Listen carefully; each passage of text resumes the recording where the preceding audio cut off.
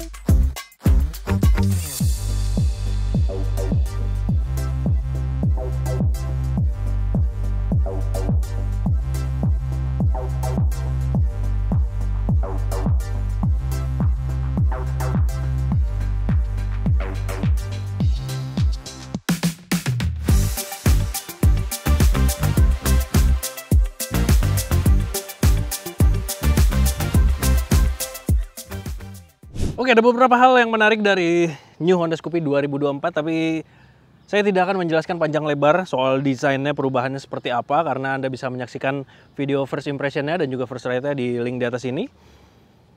Saya kali ini akan menyebutkan beberapa perubahan yang memang menarik dari Scoopy generasi ke-6 ini. Di depan kelihatan lampunya benar-benar baru desainnya, tapi memang sekilas masih ada siluet dari Scoopy generasi lama. Lalu lampu sennya dari yang tadinya ada di atas ini sekarang turun. Lalu bagian pelek juga berubah desainnya walaupun ukurannya masih sama 12 inci. Kemudian yang paling kelihatan adalah di bagian stangnya.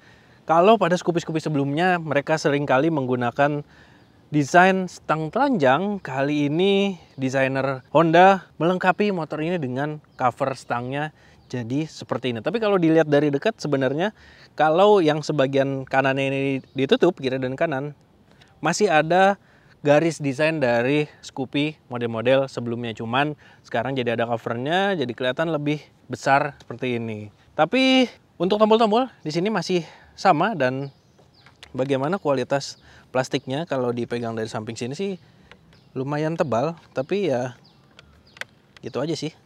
Ini kayak di bawah masih sedikit goyang-goyang, dan ya gitulah ya. Terus untuk menunjang kemudahan saat berkendara harian, terdapat dua buah kompartemen di kiri dan kanan. Memang yang di kanan ini tidak terlalu besar, tapi ya cukup untuk meletakkan koin atau karcis parkir. Lalu di tengahnya ini ada gantungan barang yang apabila tidak digunakan bisa dilipat ke bagian tengah seperti ini. Ya memang simpel tapi sangat berguna.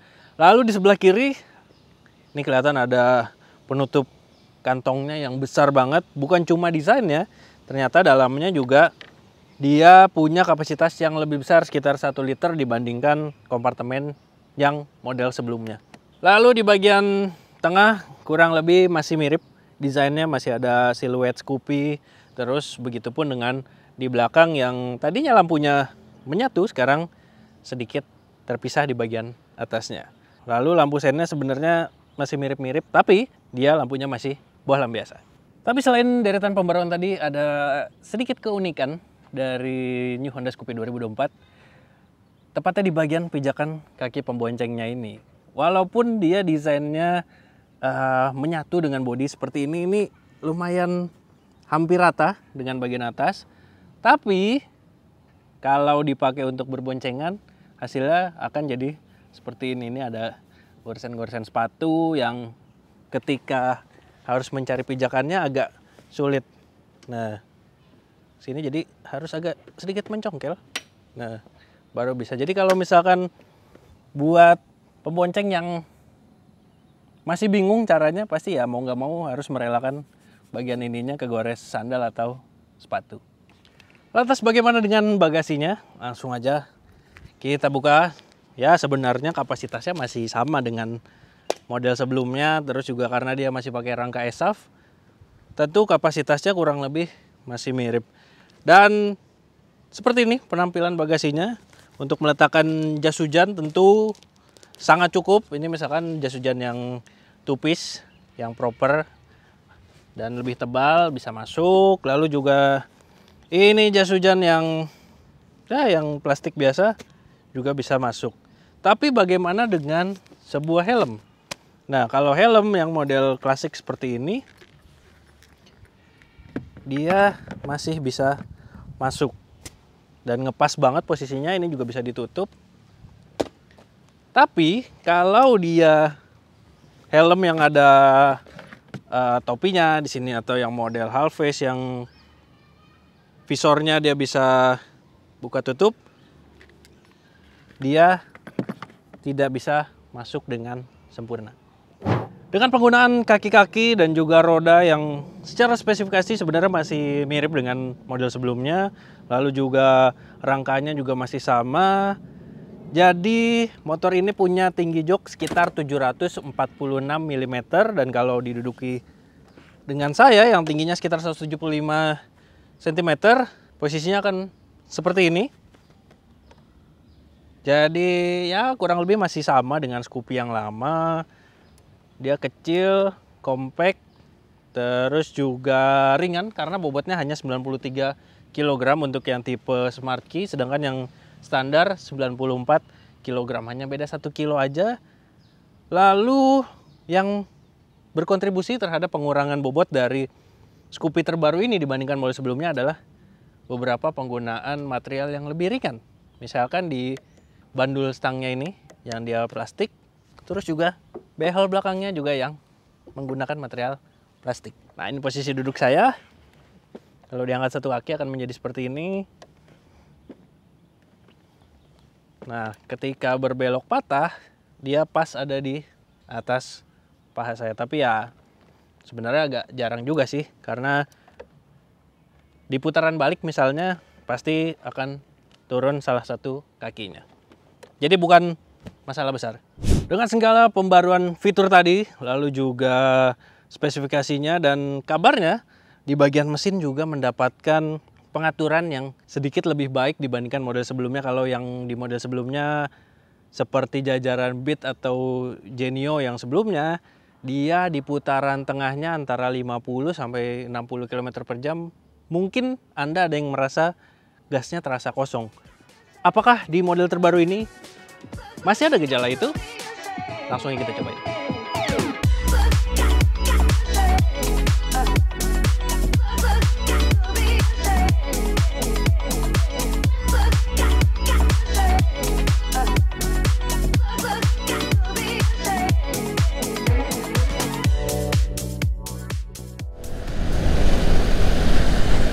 Nah, saat pertama kali dinaiki Honda Scoopy 2024 ini, impresi awalnya sebenarnya masih mirip-mirip dengan Scoopy generasi sebelumnya ya.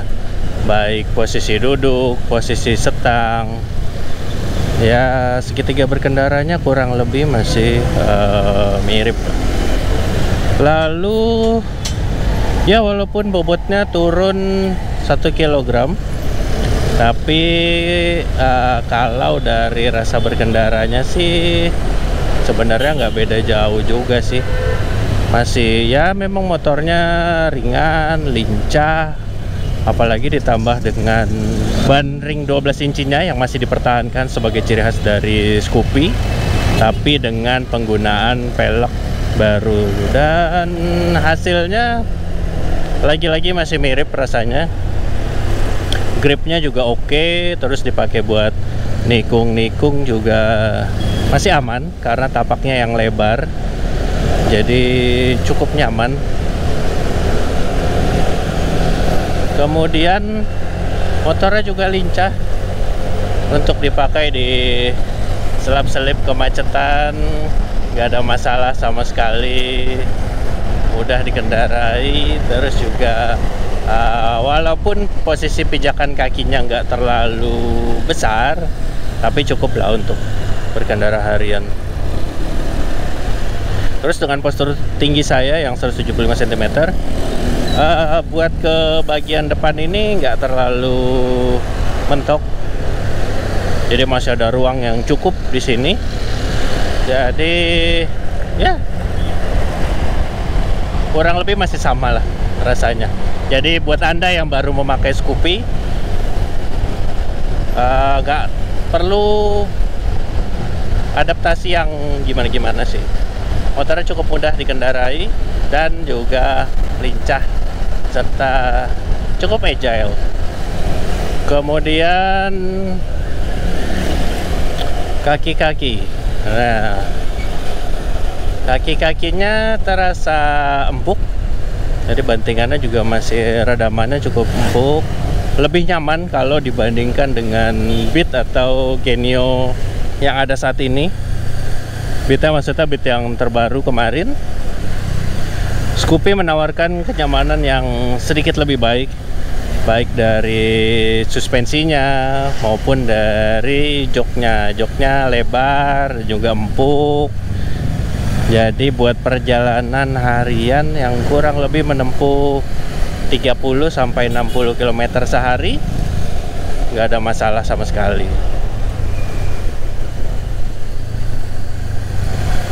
Terus kalau melewati jalan yang agak berantakan gitu, terus juga ada speed trap, masih cukup aman bantingannya. Nah, ini seperti di depan. Coba dirasain. Nah, oke lah. Nah, punya desain baru, stangnya kelihatan di sini. Kalau dia ada cover, ya memang tidak seperti Scoopy yang dikenal sebelumnya yang menggunakan stang telanjang. Di model terbarunya AHM membekali skutik bergaya retro ini dengan cover stang. Nah, cover stangnya ya seperti inilah. Kembali lagi ke selera, apakah Anda menyukainya atau justru lebih suka dengan Scoopy generasi sebelum-sebelumnya yang memakai stang telanjang. Kalau untuk tombol-tombol masih sama, fungsinya pun tetap sama. Di kanan di varian yang ada fitur ISS, ini ada tombol ISS-nya. Lalu di bawahnya ada starter, kemudian di sebelah kiri ini ada lampu jauh, lampu dekat, ada klakson, dan juga di bawahnya ada lampu sein. Nah, tapi yang menarik adalah tampilan dari speedometer barunya. Nah, kalau saat kondisi yang redup seperti ini atau bahkan malam hari, tampilannya sangat jelas terlihat di sini informasinya. Ya, walaupun informasinya kurang lebih sama dengan yang model sebelumnya, tapi dia punya desain yang baru karena dia sudah menggunakan full digital. Ini nggak ada masalah sama sekali untuk dilihat, tapi ketika ngelewatin jalan yang agak terang, apalagi pas siang hari, nah di bagian atas ini sebenarnya ada indikator eco untuk menandakan seberapa irit gaya berkendara Anda. Tapi kalau saat siang ini nggak terlalu kelihatan warna hijaunya, jadi agak redup. Jadi ya udah gitu aja sih, nggak terlalu kelihatan juga. Sayang. Cuman kalau buat lampu seinnya, kedipannya, karena dia posisinya agak mendangak sedikit seperti ini, jadi lampu seinnya di yang bagian dari posisi tengah ke bawah ini cukup jelas. Cuma yang bagian atasnya aja sih nggak terlalu. Dan karena lampu seinnya udah terpisah, jadi bisa mengurangi risiko lupa mematikan lampu sein. Kalau yang sebelumnya dia kan jadi satu, baik lampu kiri maupun lampu kanan. Ya, memang secara spesifikasi tidak ada perubahan. Mesinnya masih memakai model sebelumnya dengan kapasitas 110 cc dan keluaran tenaganya pun masih serupa. Tapi pihak technical division dari AHM mengklaim bahwa terdapat penyetelan ulang untuk menyesuaikan karakter dari motornya. Ya, memang mesin ini serupa dengan Beat dan juga Genio. Sementara kalau di Beat itu sudah